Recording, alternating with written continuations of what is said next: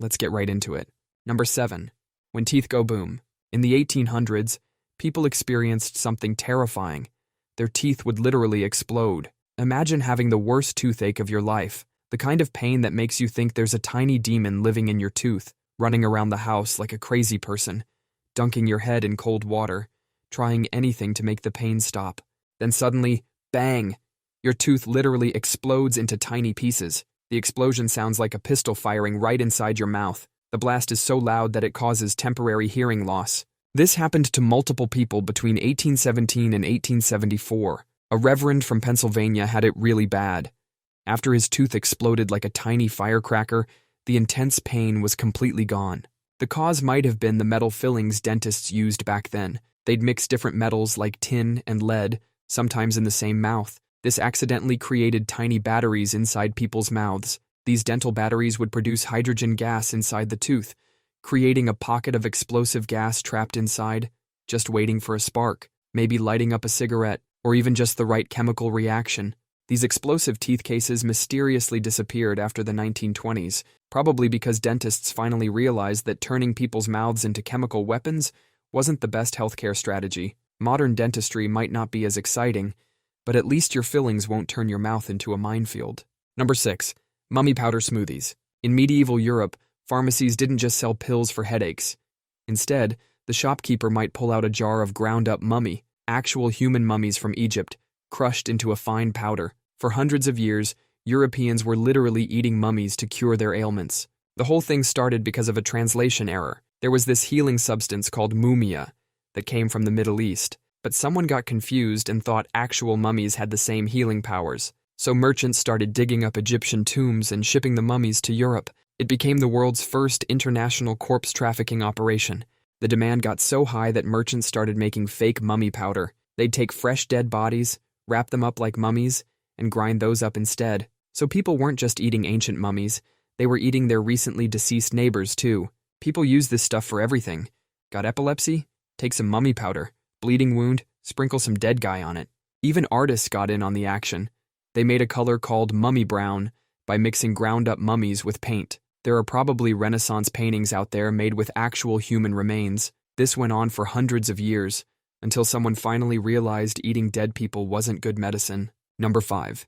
Head holes for headaches. Ancient humans had a unique solution for headaches: drilling holes in your skull. This wasn't just some rare crazy treatment either. Archaeologists have found over 1,500 ancient skulls with these deliberate holes in them. They called it trepanning, and it was basically DIY brain surgery. And most of these people actually survived. We can tell because the bone around the holes shows signs of healing. These people were walking around with actual holes in their heads.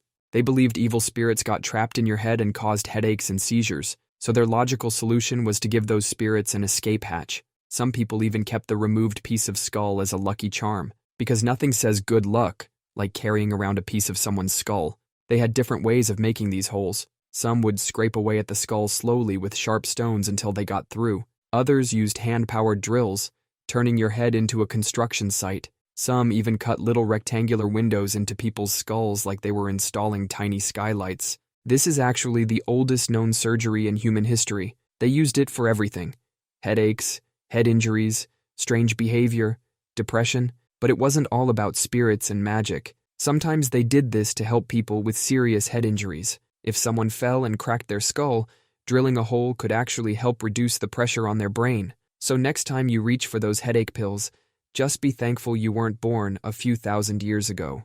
Number 4. Glow-in-the-dark health tonics. In the 1920s, pharmacies sold bottles of medicine that literally glowed in the dark. These bottles were packed with something intense: pure radium. The same stuff that makes nuclear reactors work was being sold as a health tonic. The most popular one was called Radithor, marketed as a cure for everything from headaches to impotence. It was basically radioactive water that could kill you. Doctors were actually prescribing this stuff.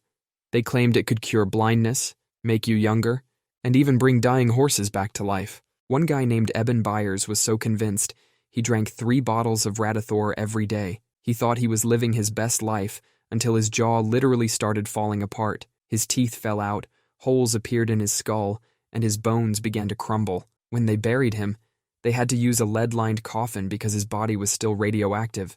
But the companies selling this stuff didn't care. They were making too much money. They hired young women to paint watch dials with radium paint. These radium girls were told to lick their brushes to keep them pointed. Years later, their teeth started falling out and their jaws began to rot away. Some of them started glowing in the dark themselves. The radium craze finally ended in the 1930s when people realized drinking radioactive water was deadly, but by then, countless people had already been poisoned by their healthy, glowing tonics. Number 3. When animals went on trial. In medieval Europe, if your neighbor's pig ate your baby, you wouldn't just kill it.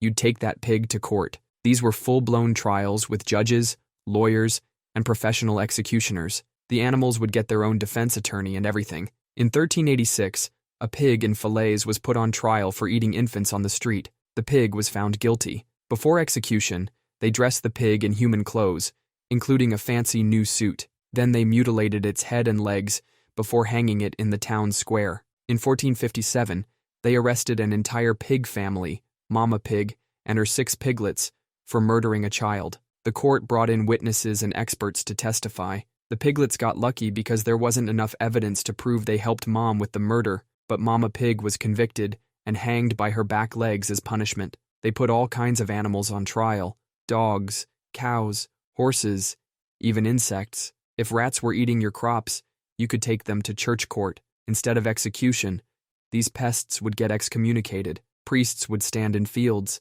telling swarms of locusts they're banned from church. There was even a rooster put on trial in Basel for laying an egg. They thought this egg might hatch into some kind of mythical demon creature. The rooster was found guilty and burned at the stake. Number 2, leeches. In the 1800s, if you visited a doctor, instead of pills, he might pull out a jar full of slimy, wiggling leeches. These blood-sucking creatures were basically the Swiss Army knife of medieval doctors. Got a headache? Slap a leech on it. Fever? More leeches. Stubbed your toe? Leech time. Doctors believed that all illness came from having bad blood, or too much blood. Their solution was to drain it out with leeches. These little vampires could suck up to 10 milliliters of blood each. That's like filling up 2 teaspoons with your vital fluids. The French were especially obsessed with these little creatures. They were importing millions of leeches every year, like they were some kind of must-have fashion accessory. If you went to a barber instead of a doctor, they might just cut you open and let you bleed. That's why barber poles are red and white. The red represents blood, and the white represents bandages. That cheerful pole outside is basically advertising, "We used to drain people's blood here." All this bleeding usually made people worse, not better. Imagine being sick with the flu, and then losing cups of blood on top of that. The doctors thought they were balancing your body fluids, but really, they were just making you weaker and weaker. Some people actually died from losing too much blood. But now leeches are making a comeback in modern medicine. They're used in microsurgery because their saliva has special anticoagulants. These creatures went from being medieval quack medicine to legitimate medical tools. Number 1. The agony of foot binding. Imagine being a 5-year-old girl in ancient China, and your mom sits you down for a beauty treatment. First, she soaks your feet in hot water until they're soft and bendy. Then, she takes your toes, all except the big one, and breaks them. She bends your broken toes underneath your foot, wrapping them super tight with silk bandages. The bandages are so tight, your feet start turning purple. Every few days, she unwraps the bandages, breaks any toes that tried to heal, and wraps them even tighter. Then she makes you walk around on these broken, mangled feet. The more you walk, the more your feet get crushed into a smaller shape. This torture would continue for 2 to 3 years until the feet were permanently deformed into a tiny triangle shape. The goal was to get the feet to be just 3 inches long, about the size of a credit card. Tiny feet were considered beautiful and a status symbol, essential for securing a good husband. That's all for today. I'll be making similar videos in the future. Subscribe to see them.